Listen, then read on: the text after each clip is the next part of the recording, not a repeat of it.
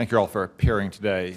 Mr. Zarate, you worked with Stuart Levy at the Treasury Department, is that correct? I did, Senator. How long did y'all work together? We overlapped for a year, and then I went to the White House to serve as Deputy National Security Advisor while he served as Undersecretary of the Treasury for Terrorism and Financial Intelligence. And he's now the Chief Legal Officer of HSBC Holdings. That's correct. Did you read Mr. Levy's Wall Street Journal op-ed a couple of weeks ago in the aftermath of John Kerry traveling Europe, acting as the Iranian Chamber of Commerce president? I did read the op-ed, sir. He said in that op-ed that Washington is pushing non-U.S. banks to do what it is still illegal for American banks to do. Do you agree with that statement? Based on press reports and what I've read, yes. Could you elaborate a little bit on what Mr. Levy might have meant? What is Washington pushing non-U.S. banks to do that U.S. banks cannot do?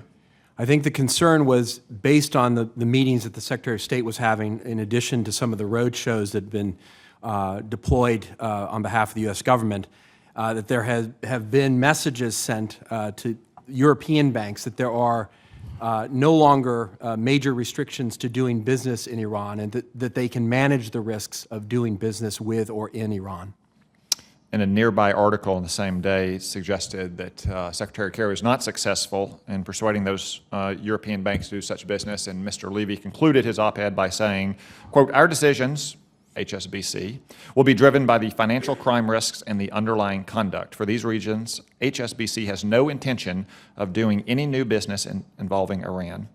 Governments can lift sanctions, but the private sector is still responsible for managing its own risk and no doubt will be held accountable if it falls short." Right. Do you agree that private actors face genuine risk of being held accountable for doing what the current administration is encouraging them to do?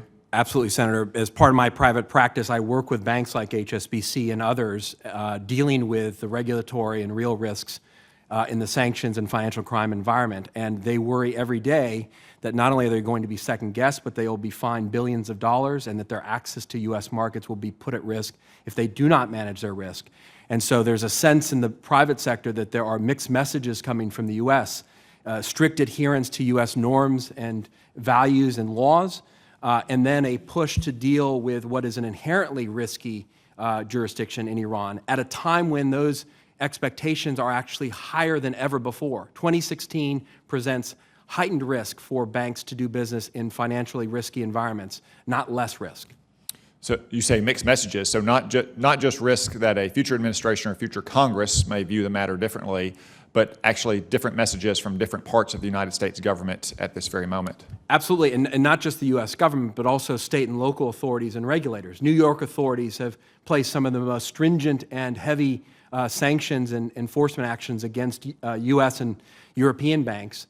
And so banks are very worried about not just what the U.S. Treasury says or what the State Department says, but what New York and other regulators have to say about this. In addition, there is the real risk that what banks have to worry about, which is transparency and accountability, is absolutely absent in the Iranian market. And so the promotion of banking and any commercial activity in that environment is completely anathema to the message that the U.S. government has been sending internationally for the last 15 years. So these banks, and for that matter, other companies that might wish to do business with Iran, in your professional judgment, face grave financial, legal, political, and reputational risks? Enormous risks, in fact, heightened risk after implementation day as opposed to less risk. Would you counsel any responsible member of a board of directors or corporate general counsel for such banks or companies to accept those risks when the world may look very differently in a mere 7 months? I would not, because the sanctions environment is confused. The risk of Iranian cheating is high. The realities of Iranian lack of transparency, corruption, financial crime, and money laundering is incredibly high. And the inability for banks to actually understand who their customers are, who their counterparties are, at a time when we are putting out new regulations just this month with respect to understanding beneficial ownership in shell companies, especially in the wake of the Panama Papers, is an incredibly risky proposition to go into Iran at this point. Okay, and my time has nearly expired, Mr. Dubowitz. Just one question about the total value of sanctions relief that Iran can expect to receive under the JCPOA. The President himself has suggested it could be as high as $150 billion. Secretary Kerry and other administrations have suggested it may be as low as $3 or $5 billion. Other administration officials have accused members of Congress of lying by going with figures closer to the President's own figure than with Secretary Kerry's figure. What would you estimate, based on your calculations, is the total amount of sanctions relief that Iran can expect to receive under the JCPOA?